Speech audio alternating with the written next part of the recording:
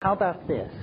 Maybe there's something wrong with that metaphor, because notice it has to do with planes and transitions. It's an inherently dualist metaphor. How about if we say there is no inside and outside. There is no with or without. You just use what you've got. Whatever works should be used. I spent time in India and visited all these people and so forth and so on, and I just became convinced that unless you were predisposed to believe in this stuff, that it would never carry you where you wanted it to. And one thing about psychedelics, you don't have to be predisposed. It doesn't work for those who believe it works.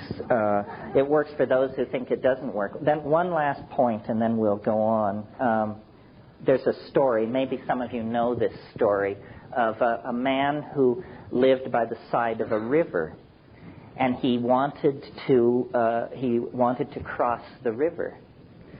So he practiced a siddhi of levitation so that he could walk across the water. And it took him 40 years to perfect this siddhi, and finally he could cross the river. And Buddha was preaching in the neighborhood, and the guy came to him and he said, Master, look what I've achieved.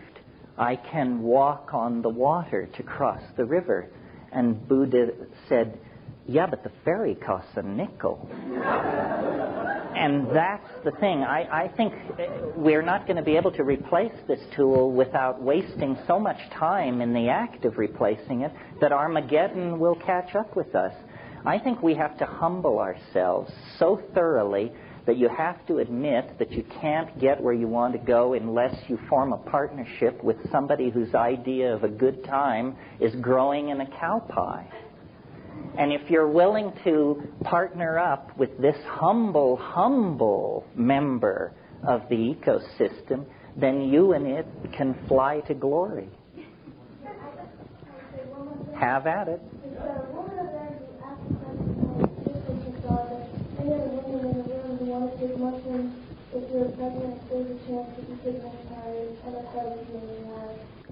Yeah, I wouldn't recommend, especially in the late stages of pregnancy, doing anything that is going to wildly perturb you. And you know, LSD was discovered in the act of trying to produce better drugs to induce labor. So that's excellent advice. Honor the fetus. Yeah. As a biologist, yeah. I'm curious if there's any evidence at all to support damage done with the fetus relative to psilocybin, or is your nervous system? Well, the true and honest answer is, how the hell can you find out when they won't let you do research? It's totally insidious. We don't know. We don't know because they will not allow the research to be done. This is one of the reasons why I say that you should stick with shamanically sanctioned plants. Because we know, for instance, that people have been taking psilocybin in the Sierra Mazateca of central Mexico for millennia.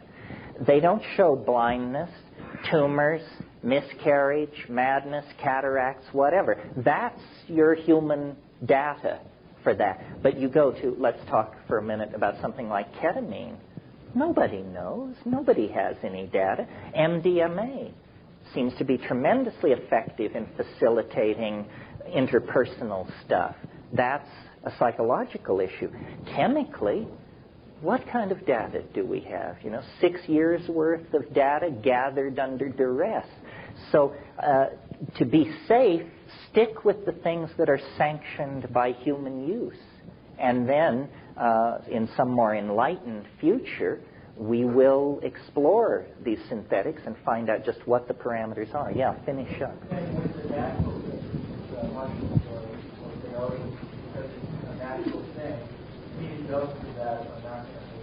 No, I'm not saying that. I'm saying take things which have been sanctioned by human usage. I mean, how about a plant like Strychnos nox vomica?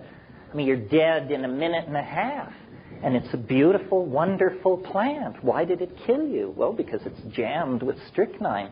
No, it's nothing about its being a plant. It's about having a repeated history of human usage. That's what sanctifies it. Yeah, the lady in magenta. First of all, I'd like to try to clear one thing on here. I deeply respect the position that because many times in my own spiritual consciousness, I've wanted to not have to depend on the external catalyst to catalyze my growth in consciousness. But I propose that you think about one thing, and that is, I've studied plants for the last 22 years, plants as medicine. And what I noticed is that there is a particular co-evolution that happens between the plant and the human. And so what I started taking for granted at one point that the mushrooms are going to catalyze the same kind of consciousness that they always have. But not only do the biological climatic situations determine what is going to happen to that mushroom, how it's going to affect your body, but I think that all species are changing consciousness at the same time. So what the generations of mushrooms might have given me years ago when I was 18 years old, that whole species as a whole might be prepared to teach an entirely different, more evolved lesson at this point. And so I'm just going to catch up a little. That's really an interesting point. I mean, it never occurred to me, but somebody brought it up to me.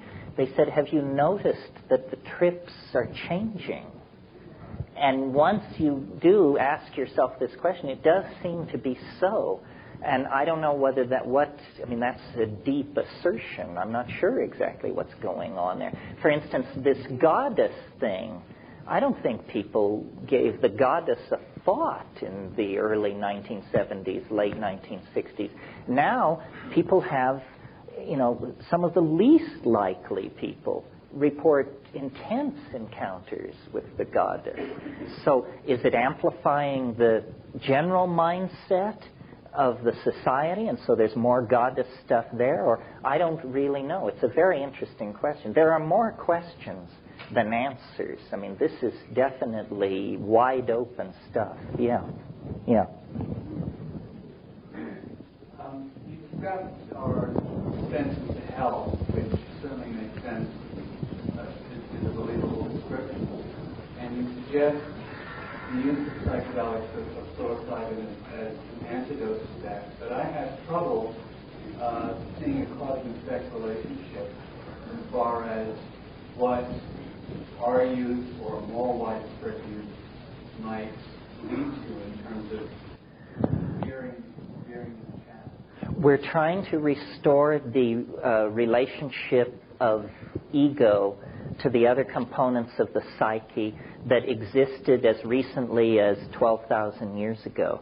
The ego has become a deadly growth in the historical societies, exacerbated by the phonetic alphabet, monotheism, modern science. This is like you're getting sicker and sicker and sicker as you lay these things on. And so the idea is that if we could restore the original diminished role of the ego that it had for that period, however long it was, that we could begin to solve our problems. Because the problems which face us, put very simply, are going to demand sacrifice. And sacrifice is what the ego doesn't want to hear about. I mean, when you go to somebody and say, look, to save this planet, we're going to have to redistribute income radically. That means everybody in this room is going to have less. We're going to have to honor a whole bunch of cultural positions that we previously just were going to bulldoze over, and so forth and so on. So it's the diminishing of ego by any means necessary that lies to getting any grip on our problems. I mean, if we continue as we are, I think we have probably less than 30 years before life is irreconcilably screwed up. You know, nobody believes that the future is rosy and wonderful. I mean, if you go to the people at the World Bank and the IMF, and these people who are straight, suits, all of them, they have a set of curves which would stand your hair on end. When they propagate the curve of population, the curve of toxification of the environment, the curve related to the ozone hole disappearing, you see, it's finished in sometime in the next 50 years. They don't talk about this because they don't want to panic the vast numbers of people who just go to work and raise their kids and pray somebody smarter is doing something about all this. But they don't believe there is any kind of normal future. And I don't either. I think that it's business as usual is not on the menu, folks.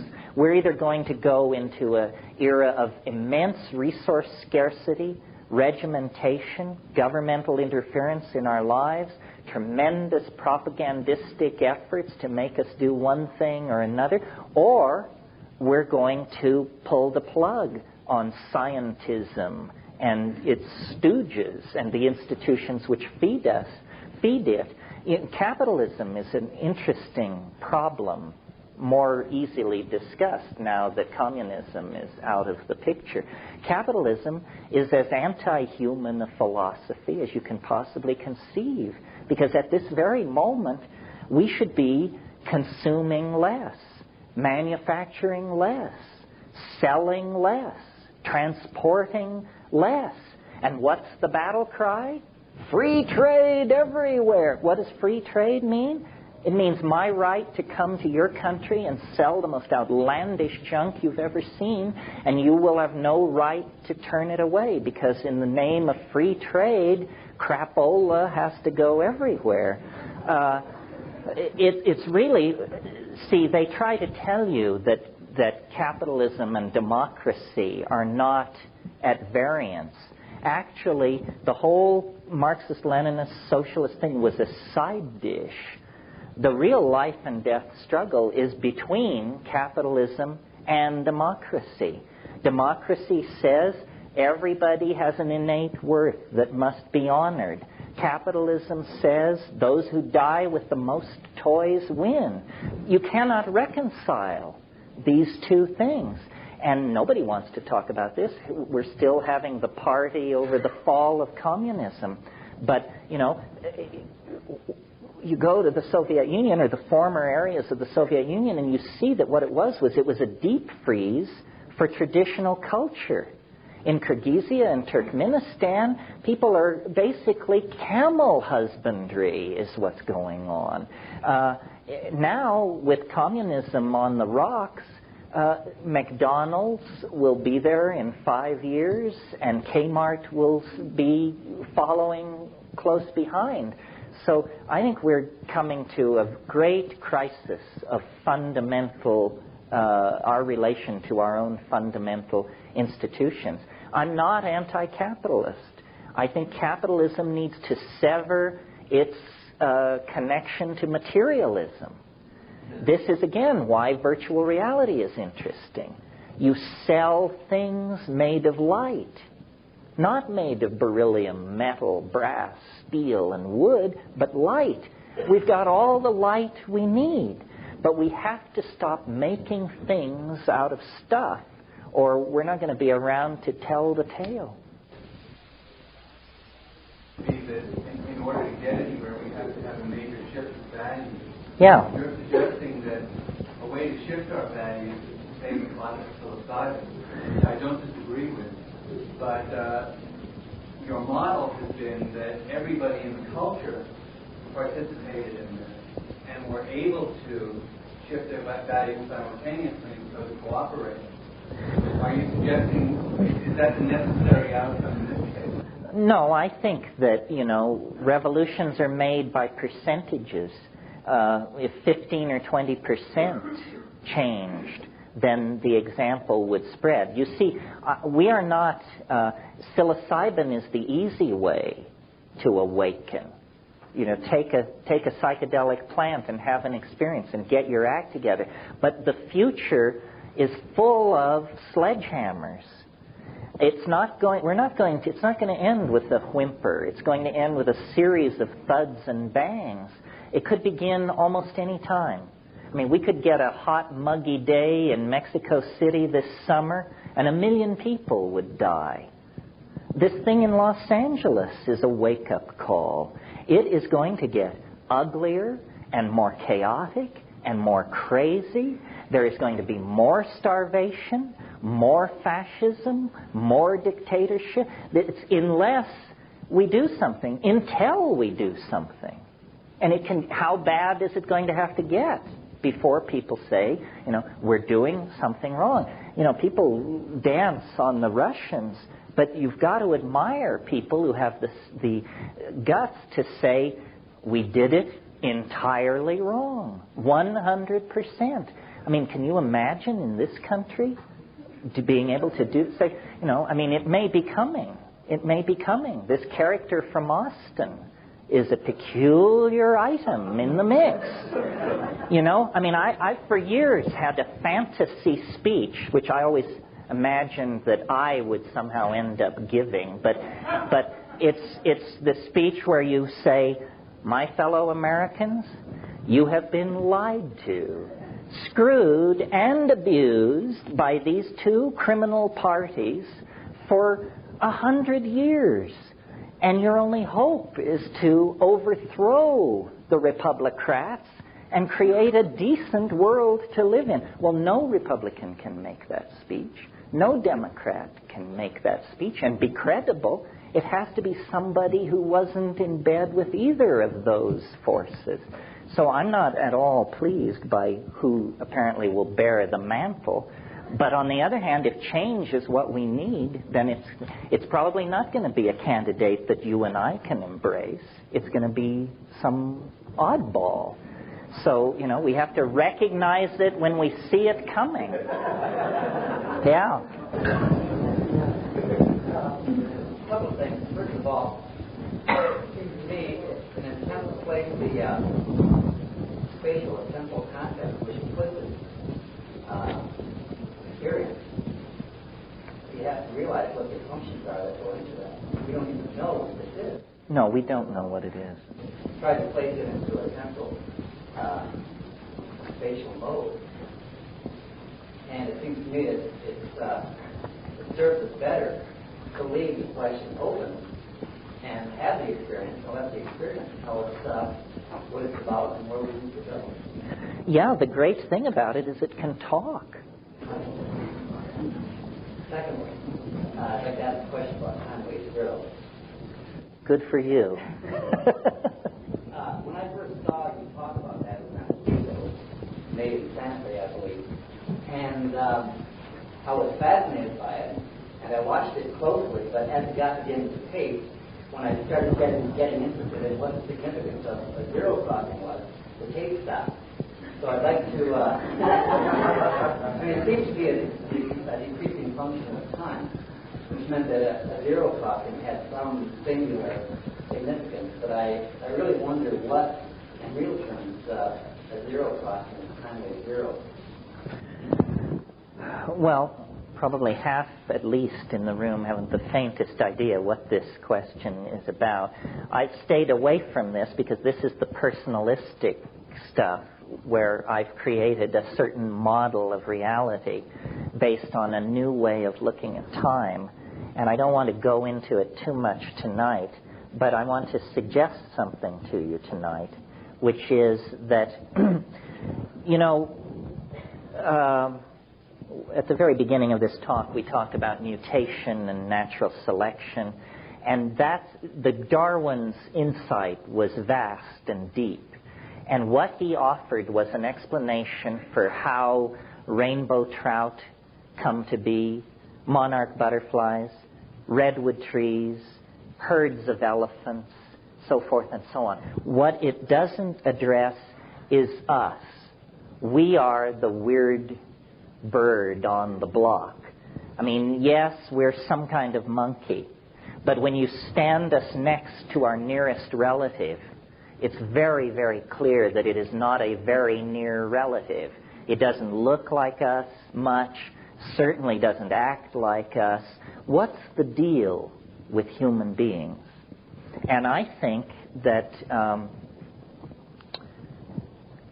you know how all these religions, these Western religions, have built in this idea of the end of the world, and they're always running around expecting the Messiah or something. And this, to the scientific mind, is just the final proof of the pudding that these people have water between the ears. Because science just says, you know, that's just ridiculous. I mean, but I wonder, I mentioned just a minute ago these curves that when you propagate them into the future, everything leads to the unimaginable, and it's all within the next 50 years. So I sort of think as human beings as analogous to iron filings on a piece of paper. And you shake these iron filings out of a salt shaker or something, and there they lie, randomly arranged in heaps. Well, then you come underneath the paper with a very powerful magnet, and lo and behold, these little iron filings coherently arrange themselves into this beautiful double mustache pattern, which I'm sure you've all seen. Well, I think that there is an enormous punchline to the historical process that very, very few people suspect, and that what history is, it's what happens to an animal who falls under the influence of a kind of strange attractor, and that we are being pulled into a well of transformative intentionality. History is not pushed by the casuistry of war, migration, imperial dynastic families and stuff like that. History is pulled toward an unimaginable something which is continuously trying to mirror itself in us. This is why these Egyptians said, you know, I don't know what it is, but I just think we should really build a big, simple building. They say, I don't know why, but I'm going to enslave 50,000 people and do it, and don't ask me why. And this is the same force that reared Chartres Cathedral. This is the same force that created the space shuttle. We are in a relationship to an unseen something which we keep trying to image with our mythologies, our religions, our technologies, our epiphanies. And I think that it's not so far away, that it isn't 10,000 years in the future. It is sometime in the next 50 years. And that this is what history was for. You see, history is an incredibly peculiar and brief phenomenon. I mean, viewed from the point of view of biology, it's less time than it takes for a new species to emerge. I mean, let's call history 25,000 years. You know, in frame 1, you're chipping flint. In frame 2, you're hurling an instrument toward Alpha Centauri. Like that, this happened. Well, what's happening? It's that mind itself is being pulled out of this creature, and it's being given hands and languages and symbolic systems in order to image the unspeakable. The unspeakable, I call it the transcendental object at the end of time. It casts, and it's in another dimension. It's in a kind of superspace. And what it casts into history is the enormous shadow of its immanence. This is what straight people call God.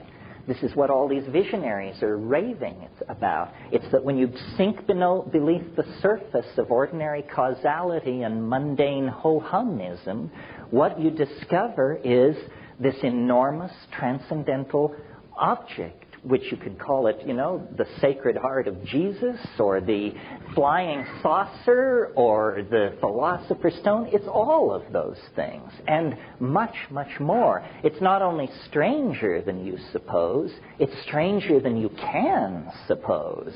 And it has called us out of animal organization over a 25,000-year period. We hang in the balance, and then we meet it. And we're going to meet it. That's the light at the end of that birth canal of transcendence that I referred to. And now I see that our song is sung. Our time is done. Thank you very, very much for turning in.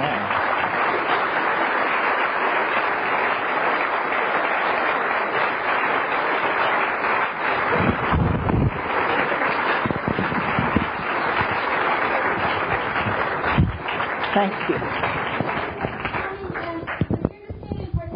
Either day, you can just show up at 10 a.m. to this place, Saturday or Sunday. Many blessings. Yeah, we'll dig into this deep. In the interim, I think that it's worth taking the time for everybody to just make a very brief, very, very brief statement about. You don't have to say who you are if you don't want to, but you can say what you're hoping for or why you're here or what your agenda is, just so that if it turns out we're 80% shrinks or, 80% ceramicists or something, then we turn it that way. And those of you who are undercover, please stay undercover so you don't alarm anybody. Especially me, right? So why don't we just start and go across in some reasonably logical fashion? We don't want to record this. No. Well, that tells you what you're worth, doesn't it? Oh, true. No, let's not record it so people... And also, I had at one point thought I would be an art historian. That was one of my real obsessions. So I had enough art history to be trained in, recognizing the evolution of motifs, how one artist passes on techniques and conceits to his students or his imitators, and all this art historical stuff. And I also had been very interested in Jung. And none of this seemed to explain the content of the psychedelic experience. I would get in there and say, well, how come I'm not seeing A, archetypes, and B, things which somebody else, I don't know, Dali, Ensor, Caravaggio, Bosch, somebody should have seen this stuff and gotten it down. And there didn't seem to be a trail through the history of Western art of the presence of this dimension. So then I thought, wow, is it that nobody knew about all this? I mean, Bosch would have given his right arm for a sheet of blotter, I would think. So it became for me like a mystery. Where is this stuff coming from, and what does it say about our humanness? Yeah. I've read and heard that Bosch was used as somewhat of a guinea pig by the alchemists of his time. They were experimenting with him. Well, there's a lot of ink been spilled over Bosch because he is such a startlingly radical painter in the context of his time. Many of his conceits were picked up after his life, Peter Bruegel the Elder being the foremost exponent of it. He may have been an alchemical guinea pig. Frager, I think, wrote a book called The Millennium of Hieronymus Bosch, in which he wanted to suggest that maybe Datura use, that there was a cult called the Brotherhood of the Free Spirit, which practiced ritual nudity, which begins to sound something like the orgies we talked about last night. It was a cult of printers, and it may be that the Garden of Earthly Delights was actually painted as an altarpiece for a congregation of the Brotherhood of the Free Spirit. But this is all pretty murky stuff. It's hard to get back to Bosch. He didn't leave any written records. We have his birth is recorded in the parish church of the village where he was born. We know he was born sometime around 1450, died in 1516, but the details are pretty murky. Well, not to belabor Bosch. So what I thought would be a reasonable way to do this morning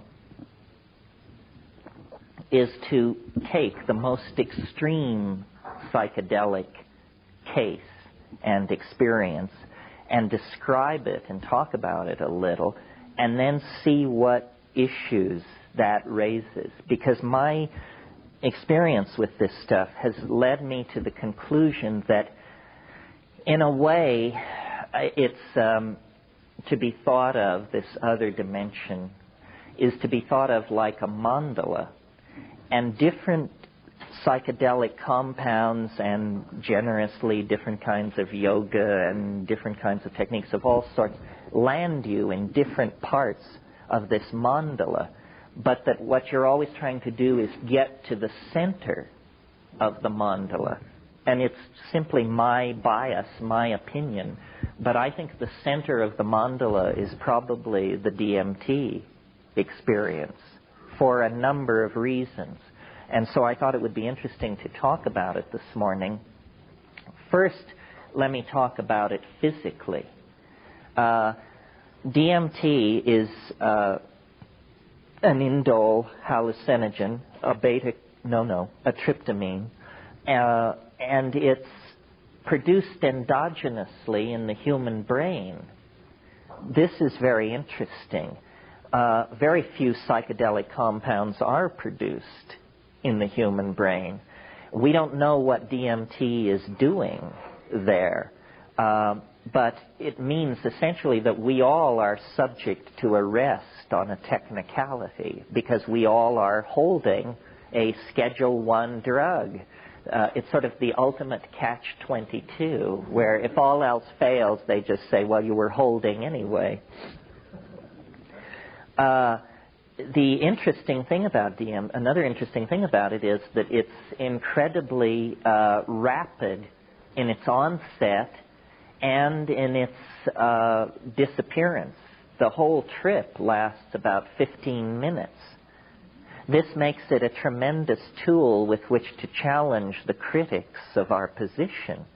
Because if somebody wants to rise up in righteous wrath and condemn psychedelics, then you say, well, you have tried them, haven't you? And of course, they never have. It's like scientific denunciations of astrology. I mean, scientists love to denounce astrology, but find one who can cast a natal horoscope and I'll give you a hen's tooth. So DMT overcomes this objection. The entire experience lasts 15 minutes. So you say to the critic, you're not going to experience it, and yet you're going to carry on a pogrom against it. You won't invest 15 minutes to checking out what this is about. What kind of scientist are you? So it has that social efficacy. Now, the fact that it is the strongest of all hallucinogens, at least if there are ones stronger, please keep them away from me. I mean, I don't think anybody needs to get higher than that. I certainly don't.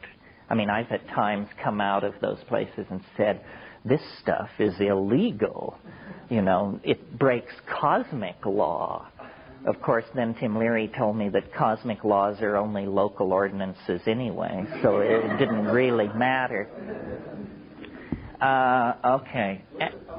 Well, good question. Yes, it's the commonest of all hallucinogens in nature. It occurs in many grasses, Phalaris tuberosa, Phalaris arundinacea.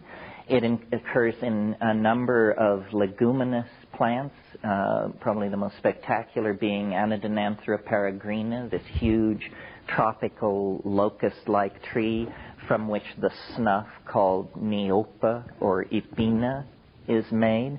That's a tough way to get your DMT, let me tell you, because there's so much cellulose and other crap and corruption in the mix that you have to do like a tablespoon up each nostril. And the technique is you get a bamboo tube or a hollow tube about this long, and you pour in this tablespoon of this stuff, and then you squat down on your haunches, and you get a friend, and you put the tube up your nostril, and then the friend blows with the full force of his breath, blows the stuff into your head. Well, you fall. It's like being hit in the face with a 2x4. I mean, it's like you think he kicked you, and you fall over backwards. You scream. You salivate. You get back up on your haunches, and by this time he has refilled the tube for the other nostril. So, and then after,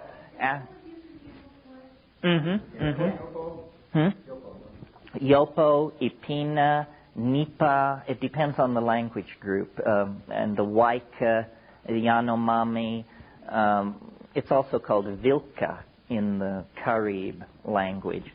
And then after 10 minutes or so, it slowly begins to form up in your head.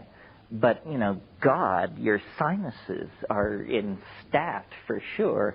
And it's not very pleasant. And the other thing is, it never reaches the blinding, transformative intensity that you can achieve with the chemically pure compound. No.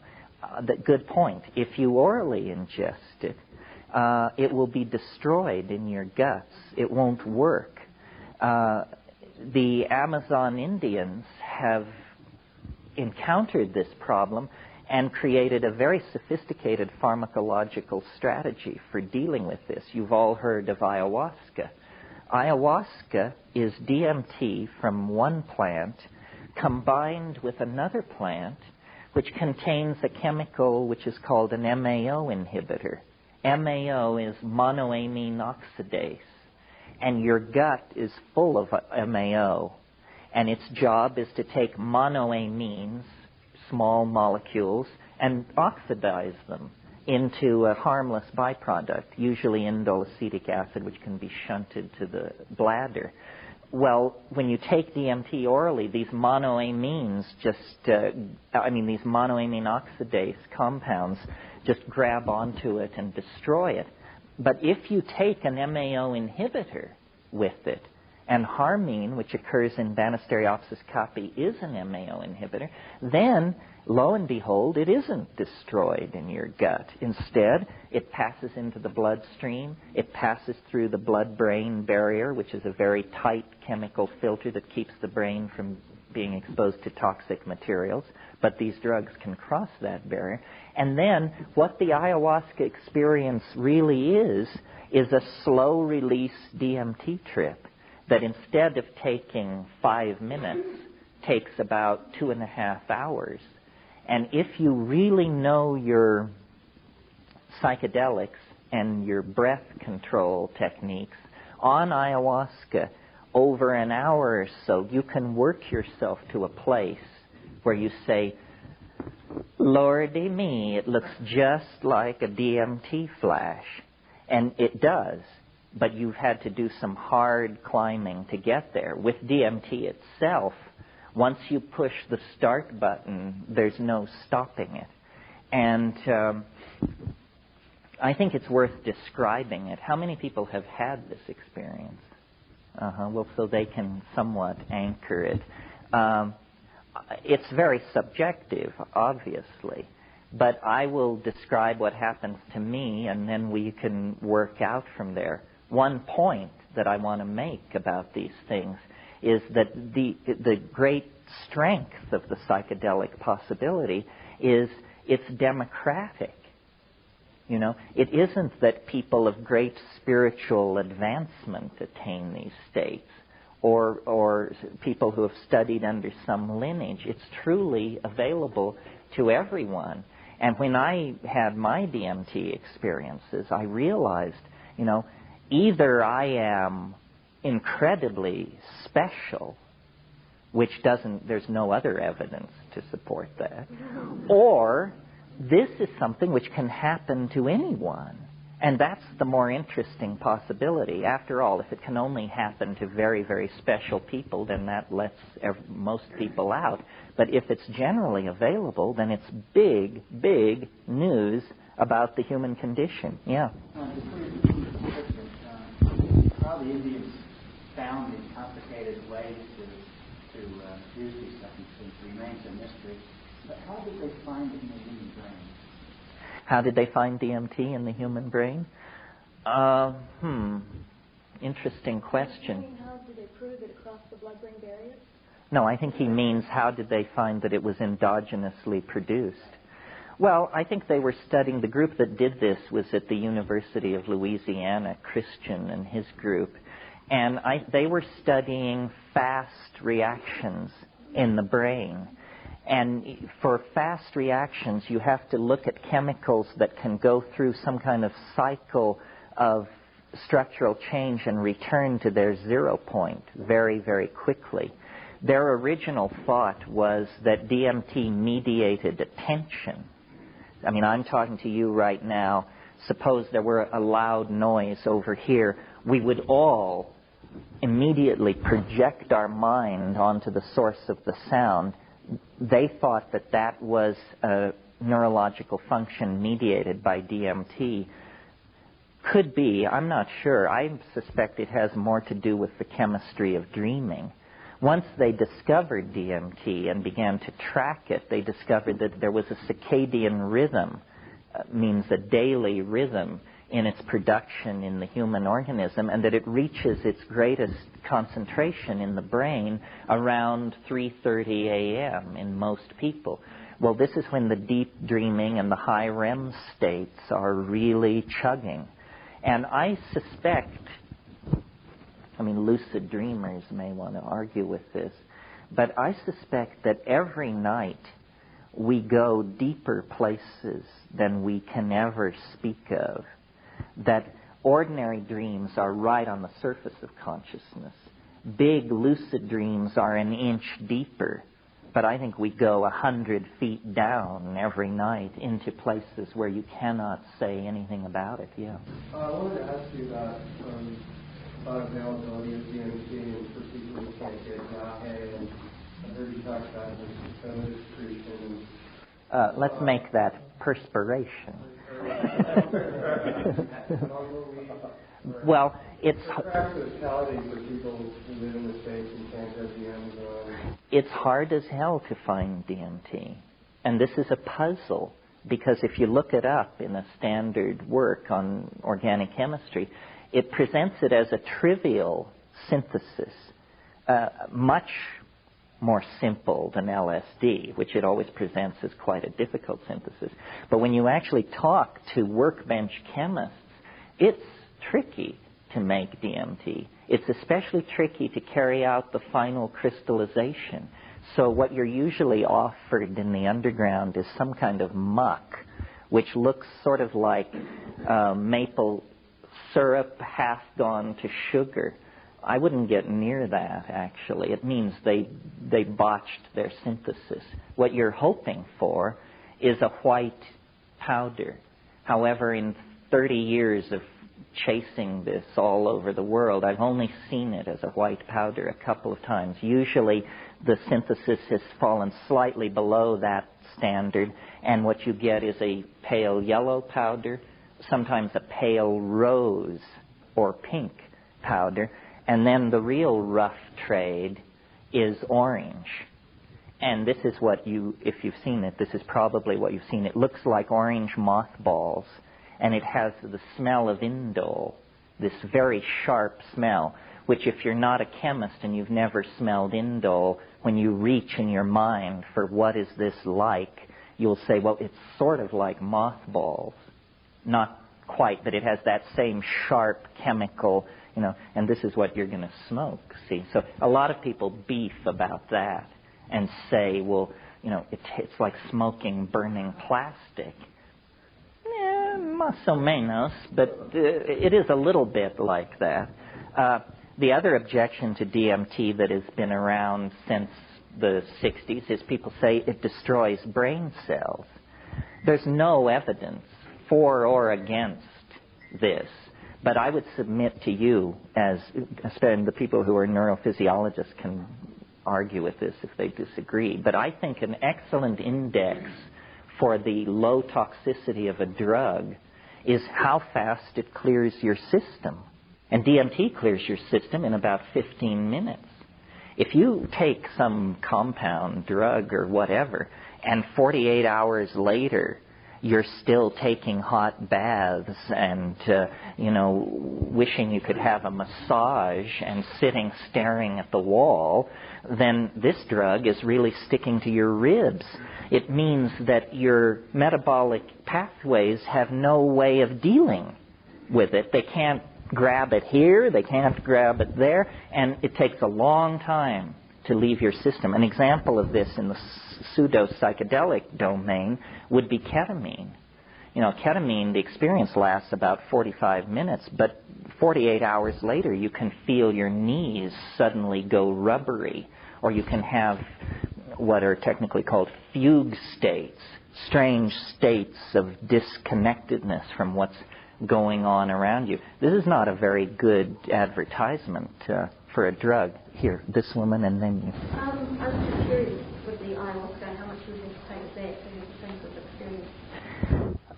Well, less, because if you smoke DMT, the dose is approximately 50 milligrams, which is like the size of a kitchen match head. If you combine it with an MAO inhibitor and take it orally, you can probably get away with about 35 milligrams of DMT and 100 milligrams of harmaline. Now, harmaline itself is sometimes described as a psychedelic drug. I really think this is sort of misleading. You will have hallucinations if you take pure harmine, but only at doses approaching the toxic dose. Many compounds will give you hallucinations approaching the toxic dose. Bee venom, rattlesnake venom, stuff like this. That doesn't mean it's a hallucinogenic drug. It means you're dying. And you should take steps to correct the situation. Now, yes?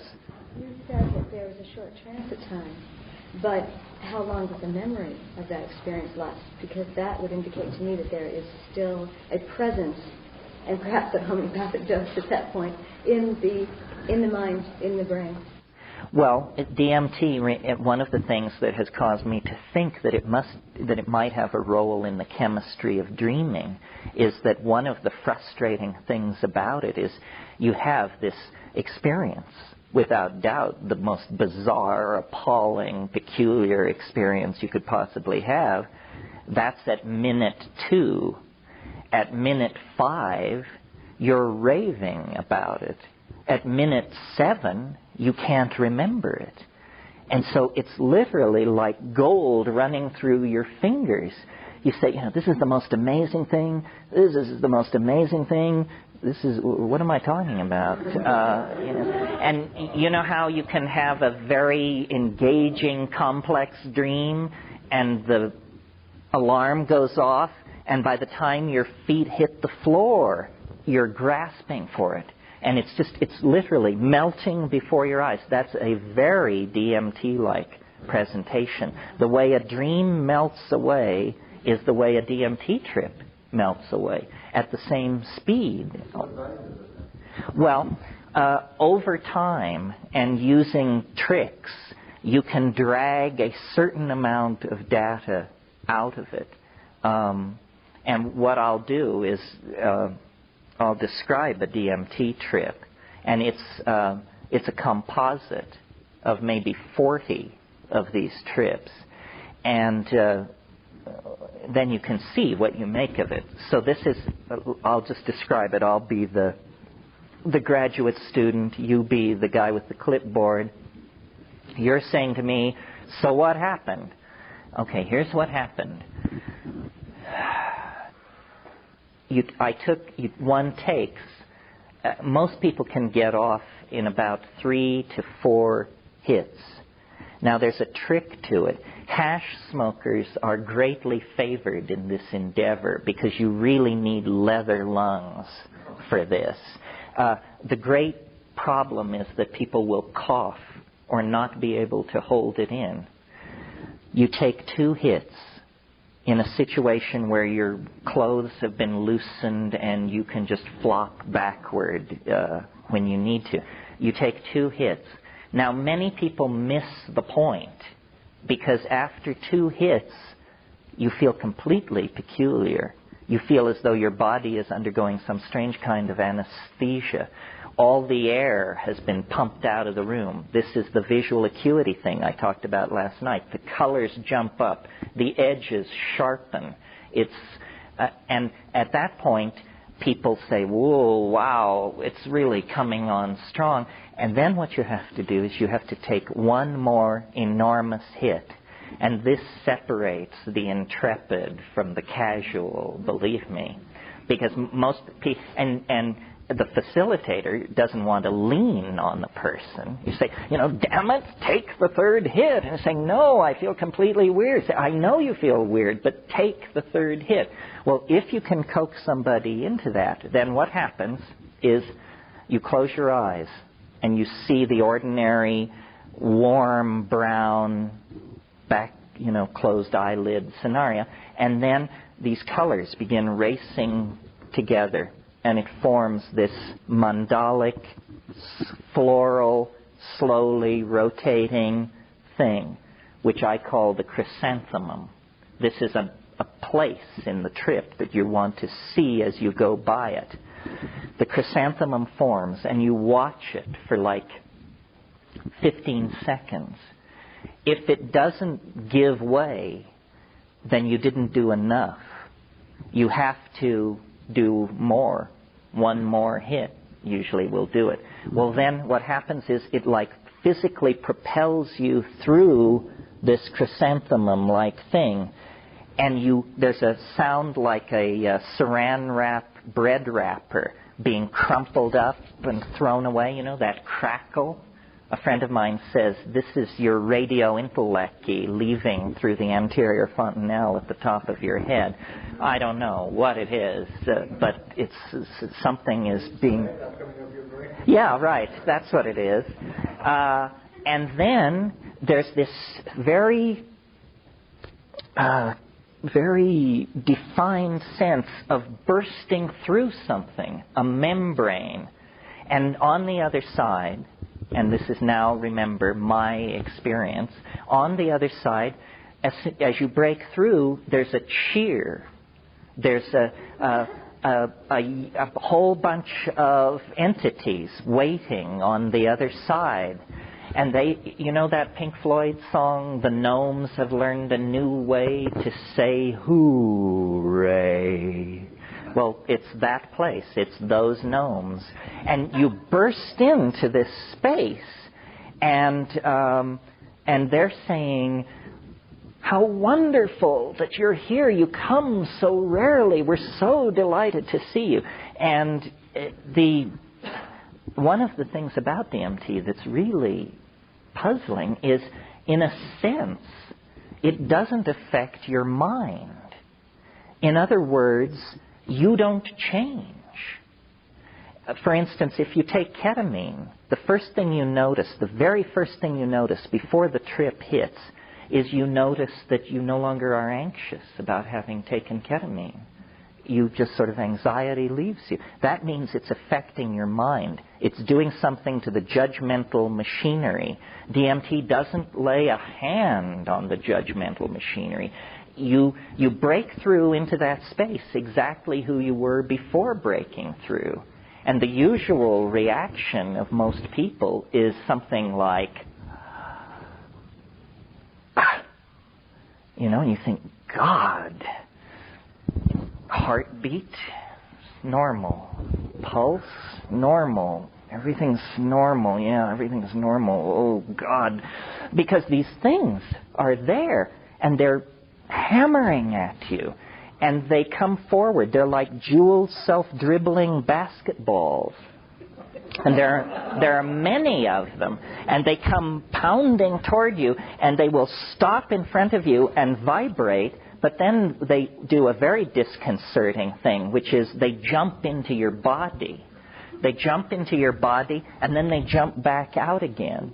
And the whole thing is going on in this very high-speed mode where you're being presented with thousands of details per second, and you can't get a hold on, you say, my God, what's happening? And these things are saying, don't abandon yourself to amazement, which is exactly what you want to do. You just want to go nuts with how crazy this is. They say, don't do that. Don't do that. Pay attention. Pay attention to what we're doing. Well, what are they doing? Well, what they're doing is they're making objects with their voices. They're singing structures into existence.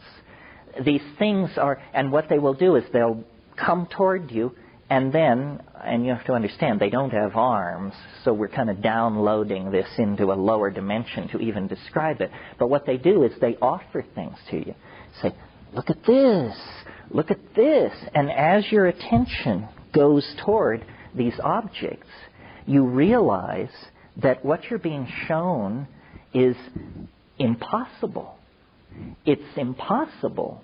It's not simply intricate, beautiful, and hard to manufacture. It's impossible to make these things. The nearest analogy would be to the Fabergé eggs or something like that. But these things are like the toys that are scattered around the nursery inside a UFO or something. Celestial toys. And the toys themselves appear to be somehow alive. The toys themselves can sing other objects into existence. So what's happening is there's just this proliferation of elf gifts. And the elf gifts are moving around, singing, and the whole thing is directed toward, they're saying, do what we are doing. And they're very insistent. They say, do it, do it, do it. And you feel like a bubble. And now this is subjective. I mean, only 5% report this, but it happens to me. You feel like some kind of bubble inside your body that's beginning to move up toward your mouth. And when it comes out, it isn't sound, it's vision.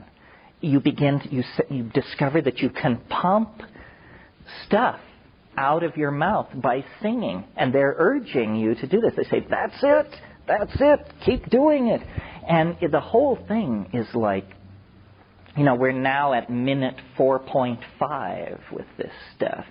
And you speak in a kind of glossolalia. There's a spontaneous outpouring of syntax unaccompanied by what is normally called meaning. It's sort of, he ding wow wak saptivi muldektipi tinget.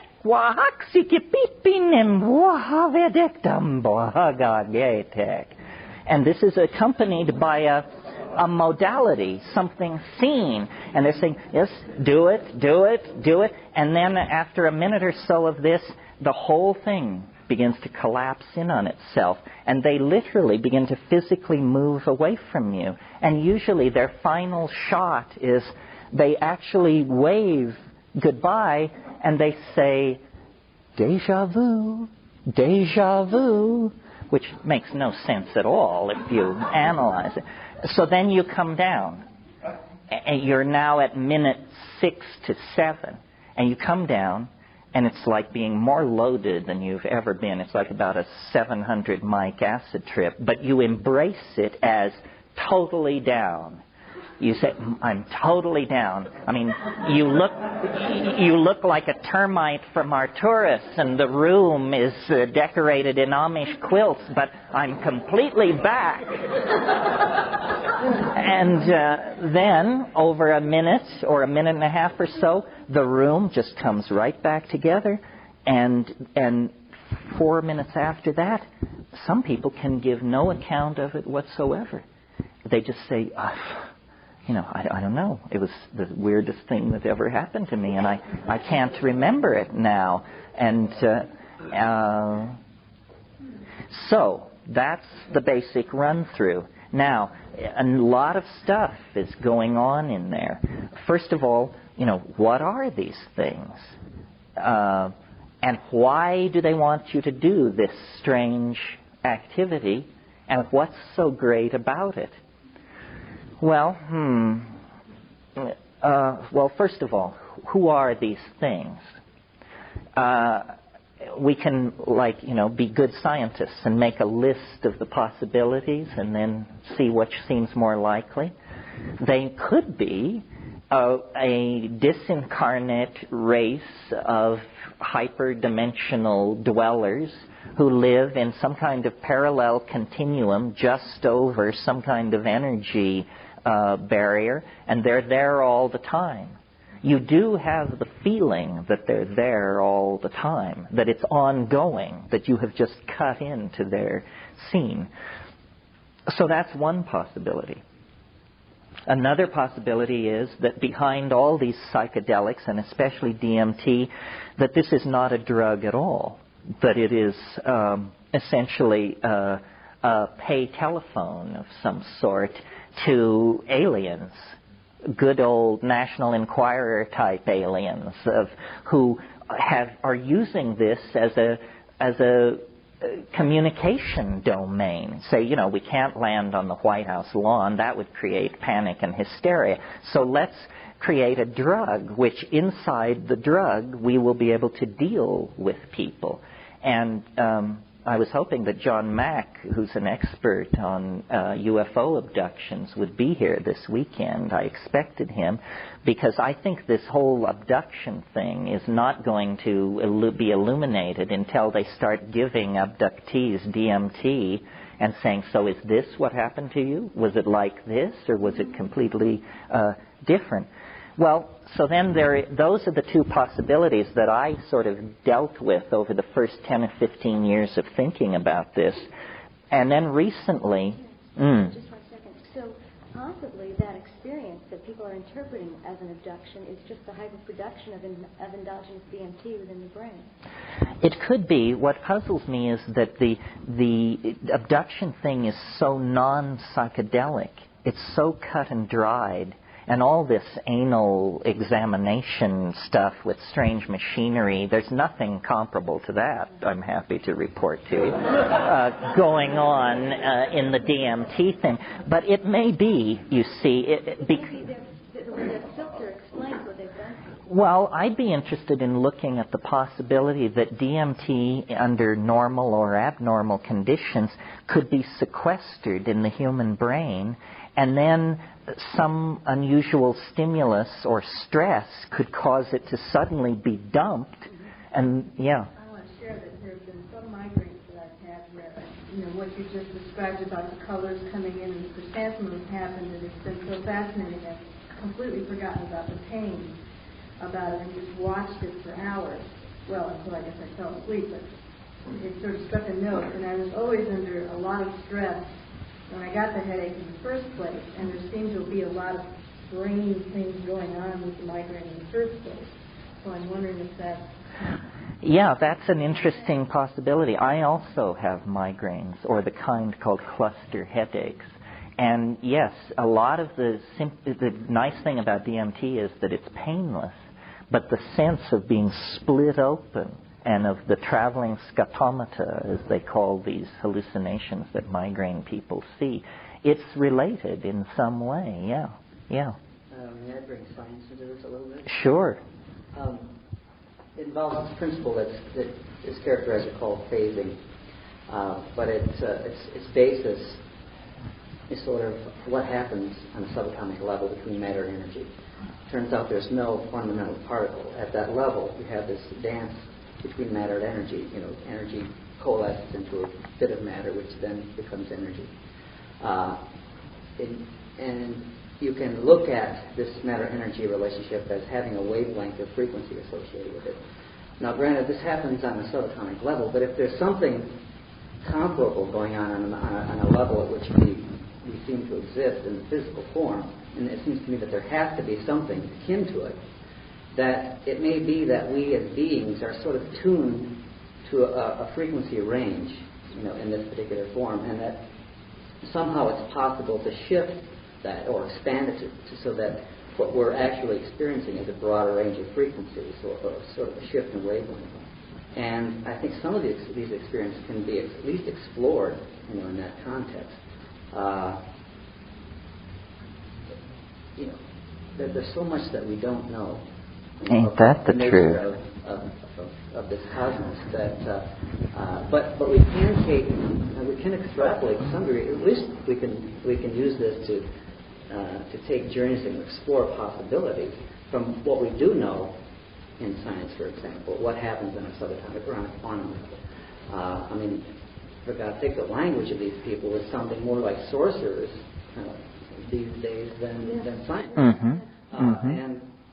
And we do seem to at least believe from the evidence that we see that there is this matter-energy interchange on a very fundamental level. Now, if something akin to that is going on a macro level, there may be this principle of phasing in which we either shift our tuning or we expand it to include a larger spectrum. Yeah, I think that that's a very interesting avenue to pursue, this thing about frequency. Somebody told me one of the great things about this job is you hear a lot of weird stories. And somebody told me a story recently about, it didn't involve DMT, it involved LSD, but this guy and a friend of his took a quite large dose of LSD, larger than they intended, and they went to a party. And they were so loaded by the time they got to the party that they realized they could not function as partygoers. So they just moved into a corner and sat with their backs to the wall and watched this party rage in front of them. And after about 20 minutes of sitting there, they both simultaneously noticed, it was a dance party, noticed that the music was sounding really strange and everybody was moving very slowly. And as they watched, the thing came to an absolute halt, and people were just frozen, and there was absolute silence. And at that point, the door at the other end of the room swung open, and an elf entered the room and moved among all these frozen people, and then left by the door he came in. And they both saw this, and they said that they could tell that it was, that the people in the room didn't know it happened, because for them it occupied a microsecond. But this thing that was, in Carlos Castaneda, who God knows is not the world's most reliable reporter on these things, nevertheless, there is this thing about stopping the world. So maybe it's something like that there is, as you suggest, a frequency phase. Yeah. This sort of leads into the third possibility having to do with the origin of these things. And in a sense, this is the hardest one to swallow, but in another sense, this is the most conservative, in some crazy notion of conservative, the most conservative explanation. Because, yeah.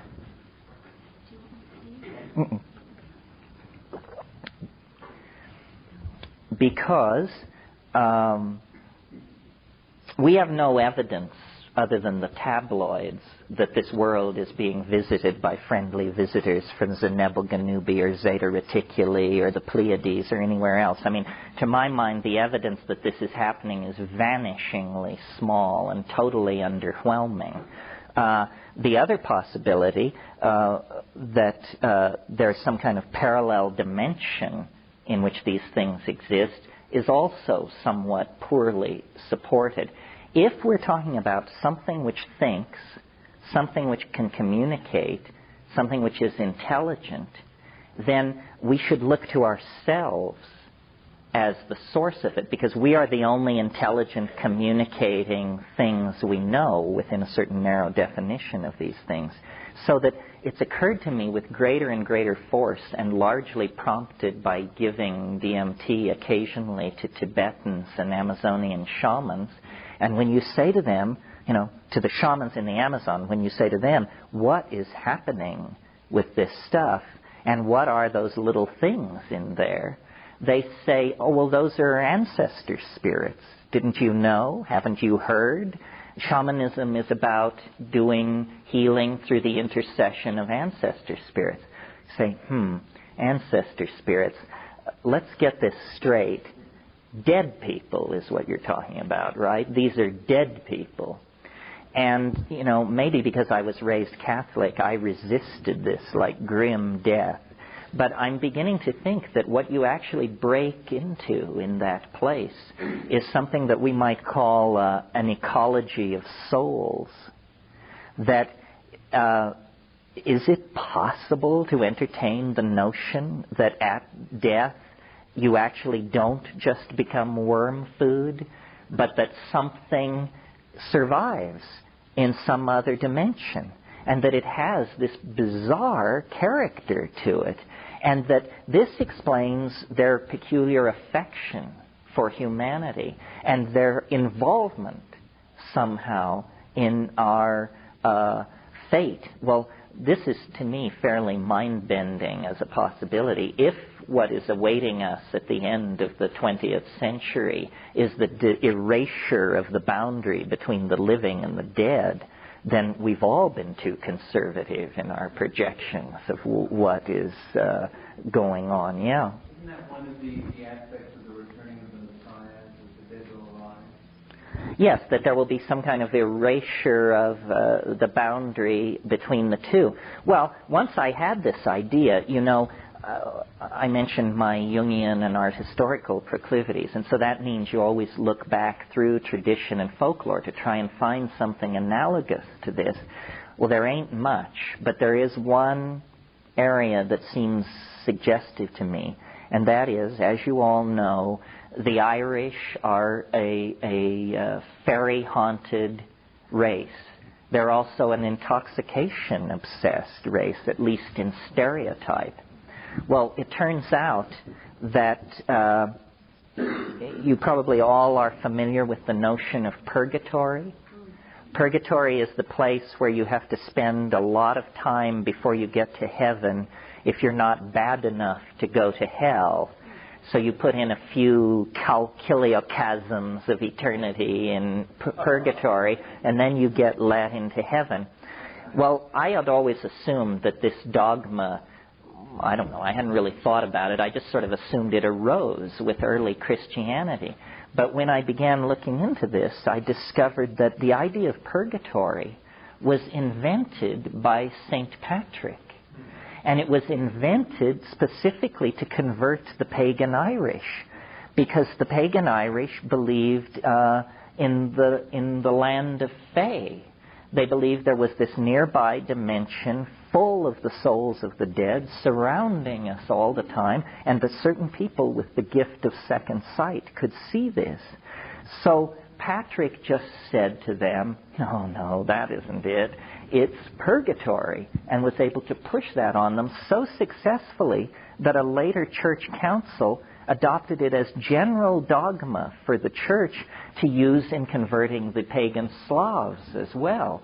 So it's an idea of a nearby dimension inhabited by disincarnate souls that is apparently very old, but very alien to our tradition, yeah. There is another notion that comes from quantum physics, and it's going to be a gross oversimplification, but it's kind of related, and it has to do with the quantum wave function, which is really kind of a dual wave.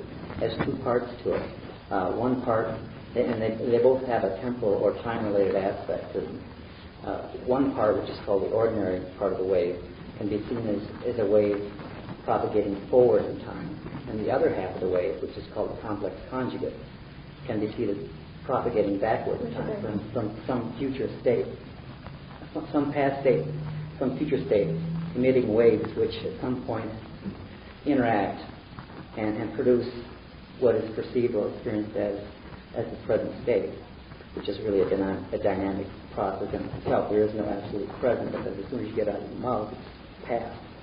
But the interesting thing is that what that implies is that what we experience in the present, whatever that may be, is somehow related to some future state and some past state.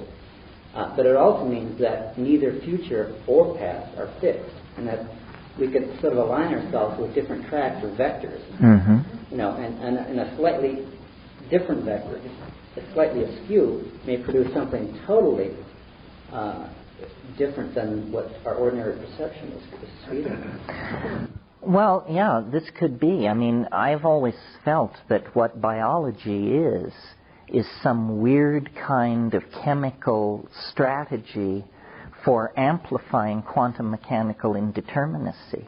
That, macrophysical objects are not subject to quantum mechanical indeterminacy, but organisms apparently are, especially thinking organisms. We don't know.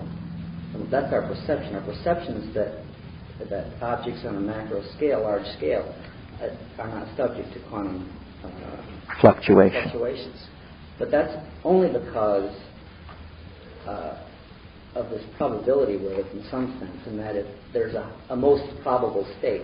And if we happen to exist in that our perception is that it's more fixed, that there is no indeterminacy. It obeys certain laws that are rather linear in nature. But we really don't know. What you're sort of saying is that natural laws only apply some of the time, which gives them a curious status as laws in that case. Well, that's sort of broadening the notion of relativity. What happens in a black hole, for example? What is a singularity? It simply means that the laws that normally apply in everyday experience no longer are relevant. Well, one of the problems cosmology is meeting is that there are so many large black holes in the universe that you come up with, 10 high 6 singularities. That's a few more singularities than a good theory would tolerate, I would think. I mean, what kind of theory is it that hands you back 10 to the 9th singularities, which are exceptions to the theory? That's true, but a lot of that's based on assumptions that are stretches. Ain't that the truth? Again, it gets back to the psychedelic experience. It's this whole lower dimensional language slice thing that we seem to have to operate in order to describe an experience that just does not fit into that slice. Mm-hmm. We do our best to do it, and sometimes it comes across being very crude and naive. Sometimes we kind of get close to the mark, but it's difficult to know. The whole notion of black hole singularities is just the present attempt at explaining some experience that is beyond ordinary experience. None of us have encountered a black hole directly that we know of. That's true. It seems to me one of the embarrassments of science is that the Big Bang begins with a singularity. And so then you have this whole vast interlocking schema of rational explanation, except that it begins with a hard swallow.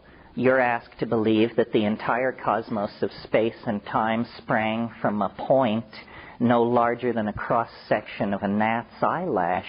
Whatever else one could say about that theory, I think you'd agree it's the limit case for credulity. Absolutely. If you believe that, try to think of something that you would throw up your hands and say, well, I'm not buying that. It absolutely, it's sort of like when you join the Catholic Church, you make a declaration of faith.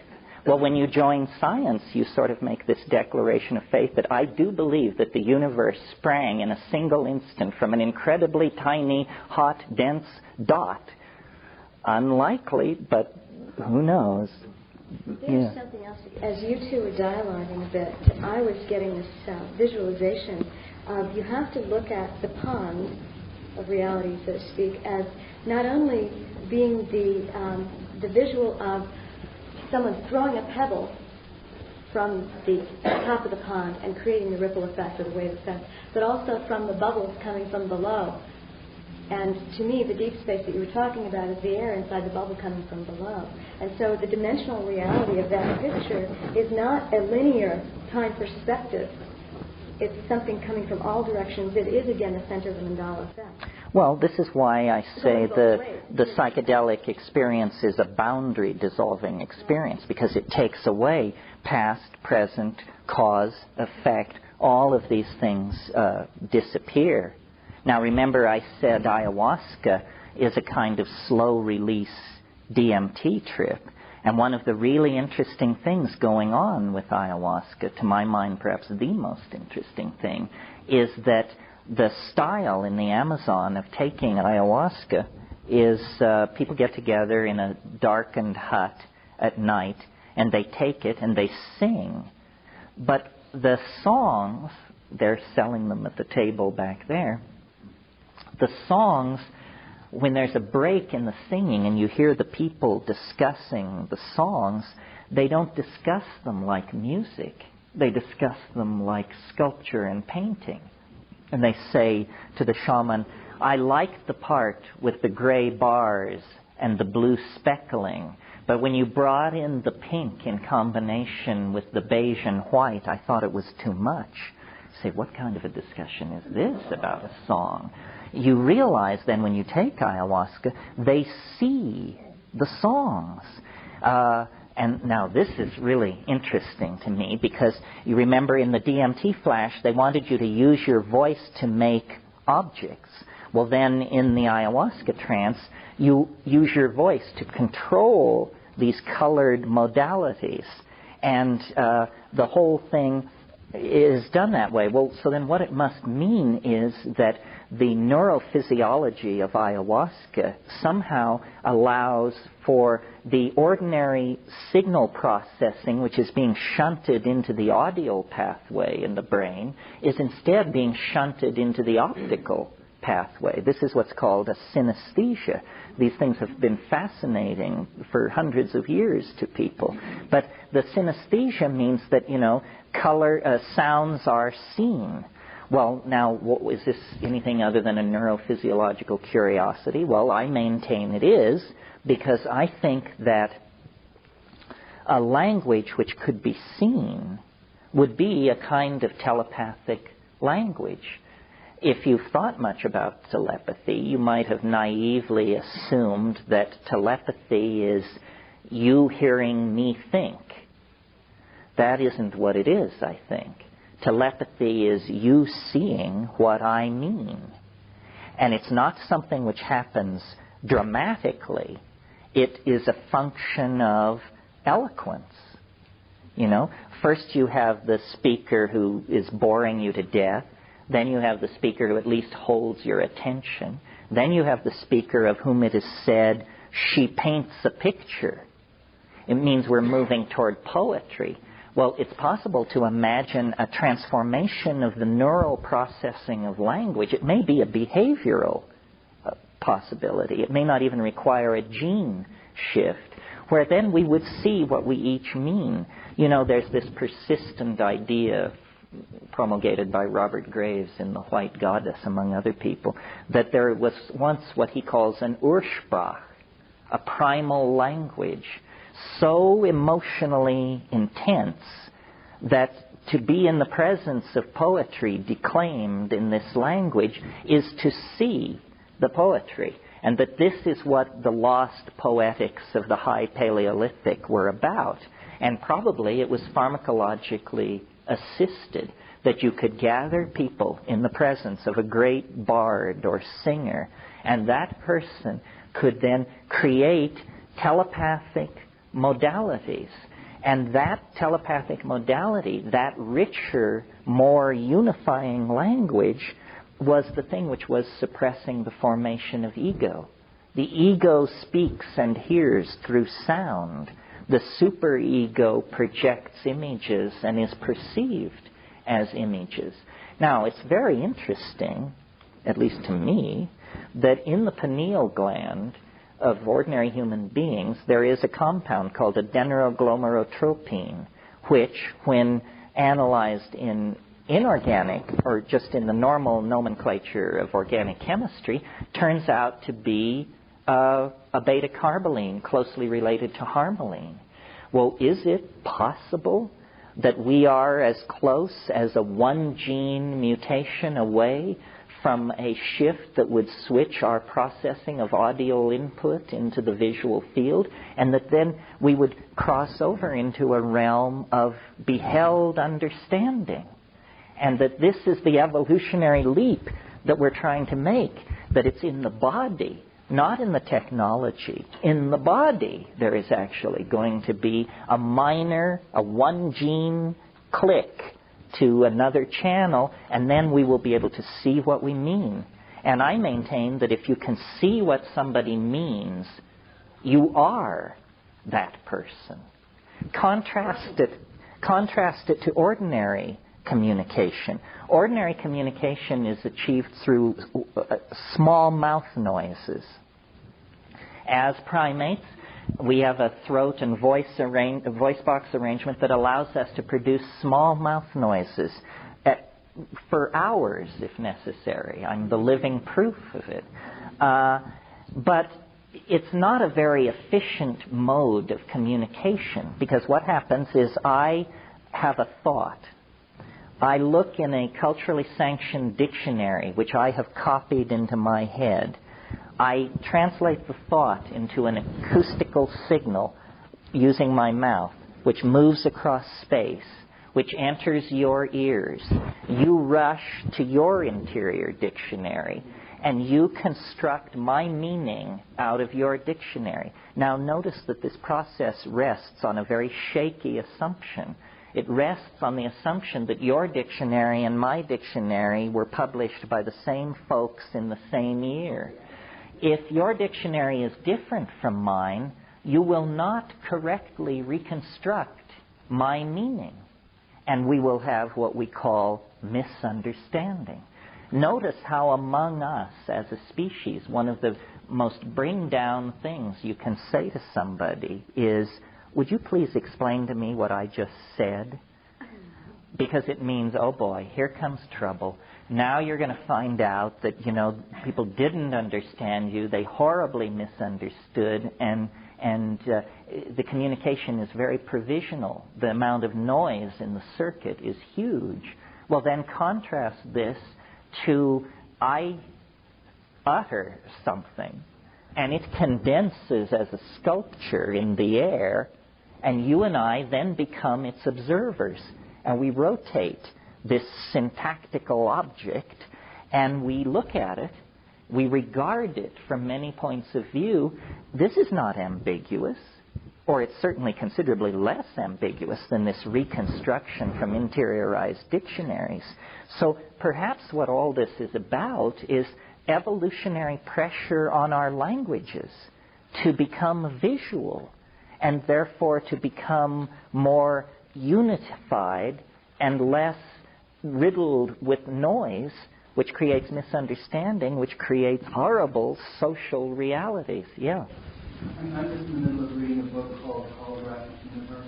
Oh, Michael Talbot's book. Uh-huh. He was talking about visual experiences being about 50% based on meaning and additions internally to what's coming through visually. So it sounds like we still have a transmission problem and translation issues there. Yes, although what you could do with a visible language would be very challenging. I mean, we could do many things with it. It's not a completely outlandish idea.